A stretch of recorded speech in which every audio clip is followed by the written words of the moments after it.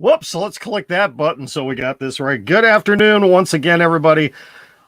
I need to apologize. Okay, so this is attempt number 2 at this broadcast. I am sorry that I had to dump out the way I did on the last one, but there was a phone call that came in that I absolutely had to take. Who knows? Who knows what's going to happen in this one, but thank you once again for tuning in. My name is John. This is WrestleScope Live, and excited to be here with you again. And you can see it scrolling on the bottom here on YouTube, Twitch, and Facebook Live. If you go into my bio, check out the link tree. You can get linked to all of my social media, every account that I have here for WrestleScope. You can also see geez, I don't even remember what we all have up there. You know, I'm gonna cheat here. I'm gonna take a look. And what do we all have for? You'd think I would know what's on my link tree. You would think I would know, but all right. So we're gonna take a look at it right now, and maybe I'll share the screen. Oh, yep, ways that you could support the channel, the podcast, YouTube, TikTok, Instagram. Oh, Twitter. I don't have Facebook on here, but that's okay. I will have to add that one. Also, the Amazon wish list, which actually I am going to move that up to the very top. So yeah, I'm playing around with our link tree as we speak, moving stuff around. Gotta love it. I'm gonna put the pertinent, important things on the top. There we go. It is now updated. The link tree is updated, so go into my bio on all my social media, and you can check it out. Cade and Ice King, how's it going, guys? Sorry I dumped out of the last one so quickly. All right, so let us talk about, well, first of all, congratulations to Thunder Rosa, the new AEW Women's World Champion, in a phenomenal match last night with Dr. Britt Baker, DMD. Maybe wasn't as good as the lights out match from last year, but damn, it was still good. It was still good. Great main event, great, just a great pop for everything those two women did. It was the epitome. And now some people will say, well, it's too brutal for women's wrestling, blah, blah, blah. Guess what? They did an amazing job. Again, every time those two women get into the ring, it is must-see wrestling. And I sincerely hope that this is not the end of the Thunder Rosa Britt Baker feud. I don't want it to come back where Britt Baker is the next challenger or she wins the title back. But damn, I'd love to see these two wrestle again later on in the year. That would be awesome because they are just so amazing together in the ring. But it was great to see Thunder Rosa getting the big win in her hometown. I loved that intro with the all-female mariachi band and, tossing the sombrero out into the crowd. It was beautiful. It was a beautiful thing. And I loved the ending. If you didn't catch it, after the ref bump, you get Aubrey Edwards coming out. You've got the female referee with the top two women's wrestlers in that company in the thumbtacks. It was great. It was awesome to see Aubrey Edwards get the chance to count the pinfall in the thumbtacks. Her arm went into the thumbtacks, and seeing that. So that was so cool to see that. Yes, they definitely have. Oh, Marcus, you're watching both YouTube and TikTok? Yeah, YouTube is probably a little bit behind because I'm running through, and I know Twitch is behind too, because I'm running through StreamYard to send off to those different platforms. So there's going to be the delay. TikTok is boom right there. So there is going to be a little bit of a delay. Why are you watching me on two different streams? Hey, that's cool. Get my viewers up, get the viewership up. All right. But what I want to talk about, let's talk about this right here. Oh my goodness, that is way too big. I didn't want that. Nope, there we go. The Jericho Appreciation Society. There we go. The JAS. Or we could call them the Jericho Appreciation Guys, the Jags. You got 2.0, Daniel Garcia, Jake Hager, and Chris Jericho. And okay, this was a very long promo last night. It really was. And yes, they were trying to get to a certain point, a certain place with this promo, and it functioned, it served its function, but I think they could have got it done a lot sooner. They really could have. And basically it is Chris Jericho and his band of goons are sports entertainers. They are not professional wrestlers. You know, there's the difference. It's the whole WWE versus AEW. We're sports entertainers, we're professional wrestlers. And that's where he's going with this. Now, what is this going to mean for how they do things in matches? Are they going to be more gimmicky kind of matches, you know, for sports entertainment? What is it going to mean? And Daniel Garcia is the epitome of a professional wrestler. Is he going to change the way he does things in the ring? I mean, Jericho, yes, sports entertainer. 2.0, absolutely sports entertainers. But Daniel Garcia, not so much. And it's very apparent that they are taking shots at WWE, and they are taking shots at the talent in WWE by doing this. Is this the wisest thing to be doing? Again, you know, you are going to be setting up, obviously going to be setting up a feud down the line between the JAS and whatever the Regal, Moxley, Danielson violence group is going to be called. And we saw the beginnings of that last night with Wheeler Yuta. You know, who will be the next one that joins in with that group? I don't think we're going to see somebody ever. It will quickly turn into the NWO, where all of a sudden everybody and their grandmother was in the NWO. You know, originally it was 3, and then it became 4, and then it was 6, and then suddenly it was like 30 guys, all of Hulk Hogan's buddies, you know, his buddies and his cousin and everybody else. And then there was, you know, 3 different groups, and, you know, and then there was NWO Japan, and, you know, Wolfpack, and you had the LWO and everything else. It was a hot mess.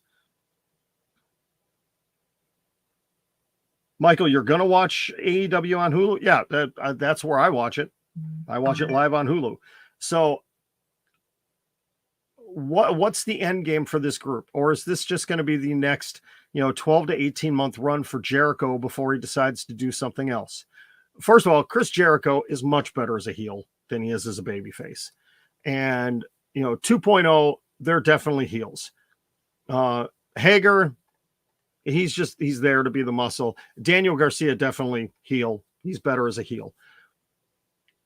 But really, this whole push of the sports entertainer versus professional wrestlers, I could see some benefits from it, you know, especially if you're starting to bring in talent from Ring of Honor, bring in talent to go into Ring of Honor. If you're going to have the cross promotion back and forth between the two, where Ring of Honor is more about the professional wrestling.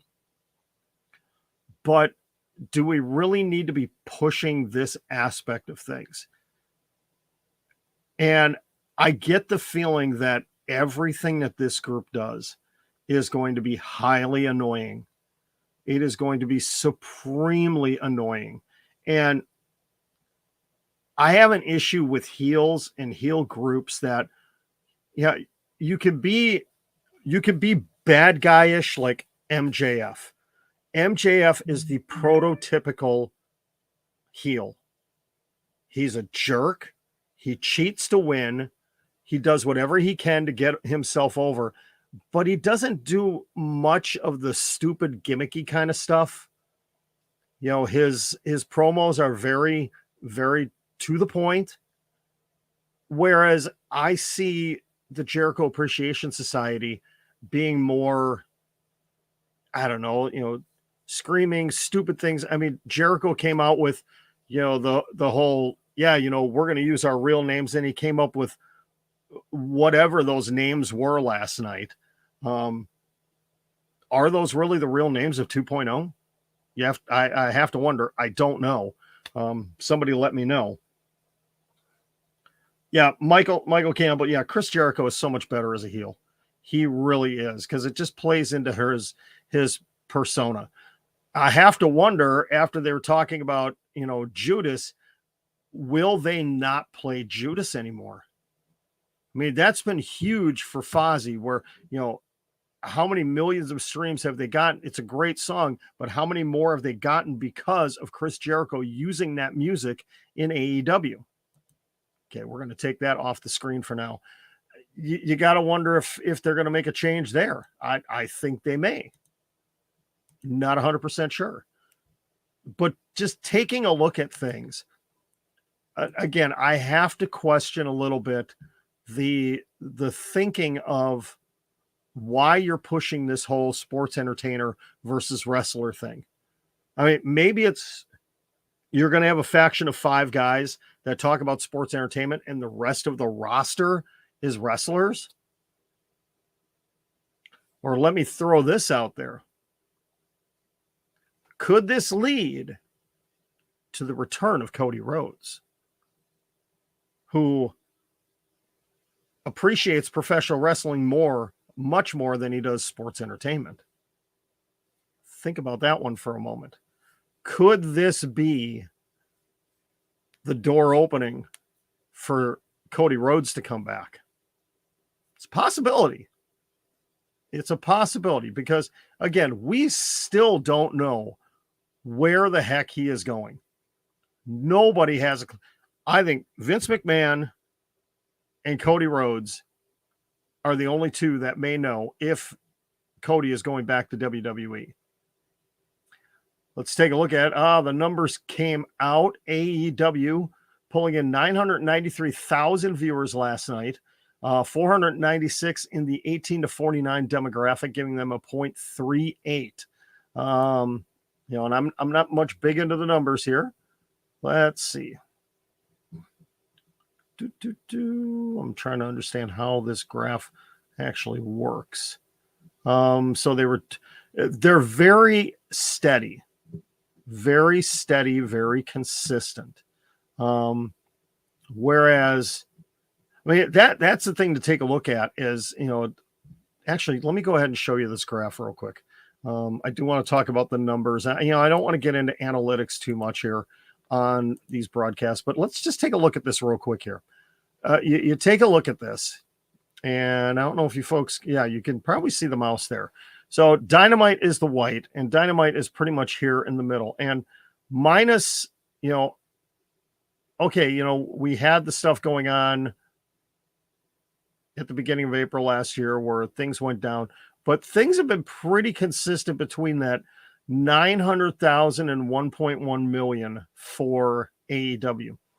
You take a look at Monday Night Raw, they're all over the place. They're up and down. And it's really the same thing too with SmackDown. You got your peaks, you got your valleys, you're up, you're up, you're back down. And I mean, the only one that's consistent, you look at Impact, they're consistent. You look at NXT is pretty consistent. Rampage has been kind of all over the place. They're fairly consistent. The numbers overall have been consistent. Obviously, AEW wants to be in this area here. They want to be in that 1.5 range. But keep in mind, they've only been in existence for 3 years. They're still new to the game. If they were in the NFL, they'd be under their rookie contract. There's still a ways to go. If you could consistently be right around that 1 million viewer mark, it's pretty darn good. Now, keep in mind in comparison, I forget what year it was, but I just saw the tweet earlier today. It was on this day in history that Hulk Hogan and Andre the Giant had their big match on Saturday night's main event that drew in 33 million viewers. 33 million people watched a wrestling show late on a Saturday night. We are never going to see numbers like that for professional wrestling ever again. Now, keep in mind, this is when WWF they were the standard bearer. They were the big dog in sports entertainment. Yes, you still had the AWA puttering around. You had the NWA. You had a handful of territories still kind of hanging around. But the WWF was the big one on national TV. They had the partnership with NBC, to have those Saturday night main event. 33 million people watched that match. Absolutely unbelievable. That was the one leading into WrestleMania 4. So that would have been 1988. So 35 years ago. Well, 34 years ago. But imagine today if a wrestling show pulled in 10 million people.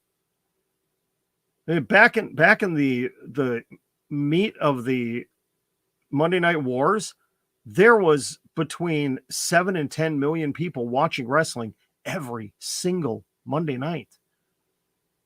And now those numbers, I don't have them up anymore. You don't even have that many people watching wrestling over 6 shows in a given week, let alone on one night. Shows you how the world of professional wrestling has gone. Obviously, the people that grew up in the Attitude Era that watched the Monday Night Wars are a lot older now. The younger fans aren't coming in. The older ones may have gone off to watch other things. Maybe they got disenfranchised by what was going on in the world of wrestling. Who knows? But that's for another time and another topic. Just real quickly back to Jericho Appreciation Society. If Chris Jericho has heavy creative control on this, I'm excited for 2.0 and Daniel Garcia to really be getting a great rub off of a legend. I'm going to call him a legend because he is Chris Jericho. And if they get put into the right feuds, but you got to look at it. Who are the babyface feuds going to be with this group? It's got to be guys that are true to form when it comes to professional wrestling. They're not going to feud with Jungle Boy and Luchasaurus because, they're wrestlers, but they're kind of sports entertainers too. You've got a big guy dressed up as a dinosaur and, a young, good-looking guy pretending he's from the jungle. Definitely not going to be Sting and Darby.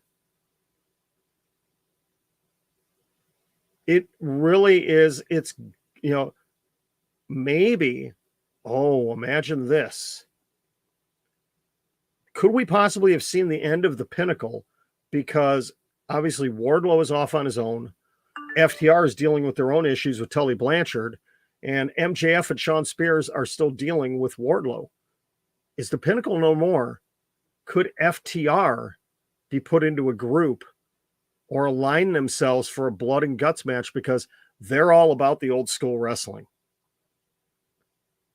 Could you imagine? Oh my goodness. Could you imagine this? Bryan Danielson, Jon Moxley, Wheeler Yuta, and FTR. A 5-man wrestling team to take on the Jericho Appreciation Society in a blood and guts match. Could you imagine that? I would love to see FTR.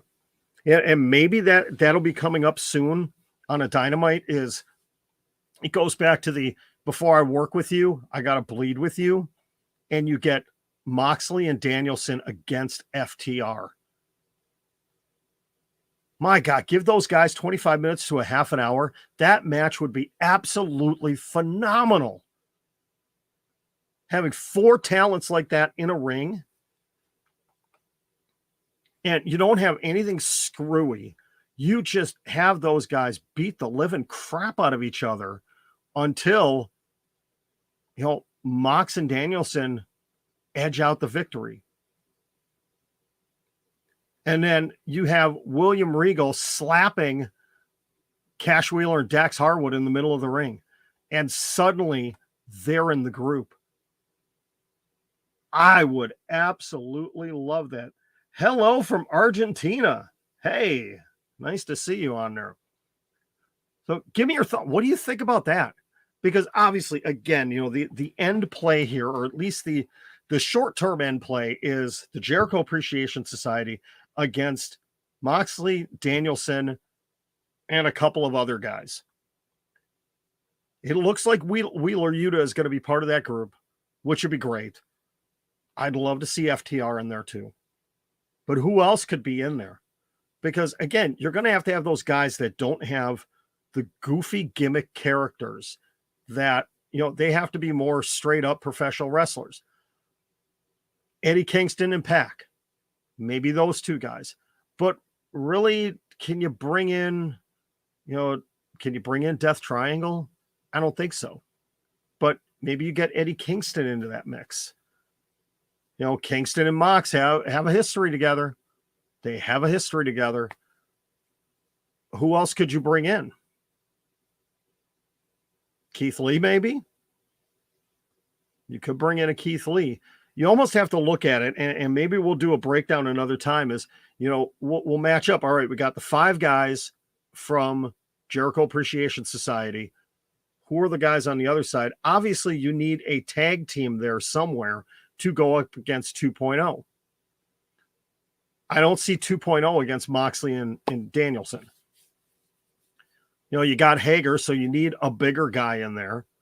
Keith Lee versus Jake Hager would be fantastic. Imagine the matches you could have. Again, Jericho and Moxley, there's history there. Jericho and Danielson, I'm trying to think. I'm sure they crossed paths in the ring when they were both in WWE. I'm sure they did at some point in time. I'd have to take a look at that.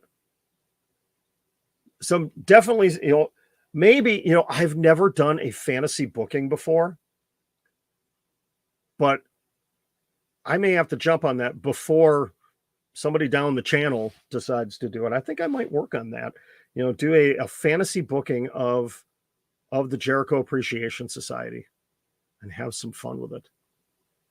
What do you think? What are your initial thoughts on the Jericho Appreciation Society? Do you think this faction is a good idea or not? As a faction, I think it's good. As taking a look from the aspect of, we're sports entertainers, we hate wrestlers, is that the right route to be going right now? I don't know. They're taking digs at WWE. Don't pull an Eric Bischoff here. Don't worry about what the heck they're doing. WWE is shooting themselves in the foot right now with their biggest show of the year coming up. Let them bury themselves. Don't acknowledge them. Yeah, I know. I just went there. I know. Don't acknowledge it. You don't need to. All right. Well, thank you very much for tuning in. I may be back later, depending on what happens in wrestling news. It's been a slow couple of days here, really. When the biggest story outside of Thunder Rosa winning the AEW Women's Championship, when the biggest story is Joey Janela being pissed off at AEW. No offense to Joey Janela, but I don't know. It's kind of slow right now. But if anything else pops in the world of wrestling, I will come back on. I may do just a Twitch stream tonight. I haven't done just a Twitch only stream, and I think I need to do that just to have a little bit of fun and see what we can do there. Or I might do a combo Twitch TikTok stream. We'll see. Well, thank you very much. It's St. Patrick's Day. So if you're going out and going to enjoy anything going on with St. Patrick's Day, please be safe. Please be careful. Wear your green. Yeah, I'm not wearing any green today. I'm drinking a little bit of green. I'm drinking green apple. It's actually you know what? Hold on. Let me pull this down. Sorry that I'm leaning in front of the camera. They are not a sponsor, but I got to plug it. I'm having I don't know how well you can see it. I'm having, what is this called? The Sour Shamrock G Fuel. Hello, G Fuel. If you're looking for a non-gaming streamer to support, I'm your guy. So got the Sour Shamrock G Fuel today as the official drink of WrestleScope. And it's really good. Love that stuff. Have way too much of it here, though. I've got my little display of tubs and cans here, which I will show you another time. But I'm going to get out of here. Thank you very much. Again, please go to my link tree. You can check out all my social media. Definitely go check out the Amazon wish list. I would really appreciate it if you'd look at the Amazon wish list, and if you like me and you'd like to support this channel and support the fun that we're having, send for something on the Amazon wish list. We're gonna, at some point in time, we are gonna roll out the Lucha masks. These are the two that I have already that I've had for a while. We're gonna pull out the Lucha masks. We're gonna do that, or we may pull out the panda head. I don't know. Do we need to do a stream with the panda head? What do you think? Hopefully, can you guys hear me with the panda head on? This thing is not very comfortable, let me tell you. It's Panda on Wrestling. There we go. Who'd have thought? Yeah, the craziness has ensued here at WrestleScope. We have a panda in the studio. All right. Rule number 1 of a mascot: you never take your head off when there's people around. Okay. Okay, we're done with that. We're going to leave the panda head back there for now. But please, go to my link tree. You can follow me on all my social media. You can also check out the Amazon wish list. I'm going to be doing some more stuff on Patreon very soon. But I'm going to head out of here. We will talk at you later. I may be back on later on. We'll see. Have a great day, everybody. Enjoy some wrestling. Impact is on tonight. If you're able to watch it, go see what they have going on. Show some support for professional wrestling.